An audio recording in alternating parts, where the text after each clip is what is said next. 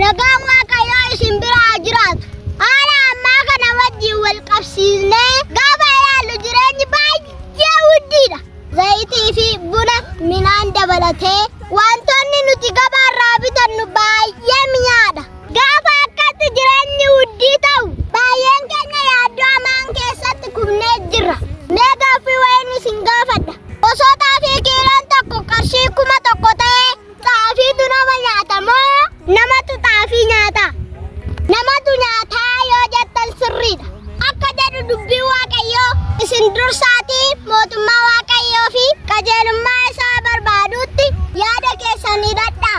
Wanti isin barbaachisu immoo isiniif kennamaa jedha. Egaa nutis amma faayidaa fooniitiif fiignu otoo qulqullummaa hojjechuudhaaf dhamaane jireenya siqiqiidhaan guuteen jiraannu ture. Otoo yaada kee mootummaa Waaqayyootti oliite jireenya borxanaa kana keessaa hin baata. Maal taate ati nama koo karaa Waaqayyoo irraa deemi wal sii qixxaata. Yoo akkana goote jireenya waddade kana Waaqayyo siif hin busheessu. Sumatu irratti waddadee jiraata. Irratti ol ka'ees jiraata. Ol ka'uun siif haa ta'u maqaa Yesuusiin. Like, subscribe gochuun dagatina.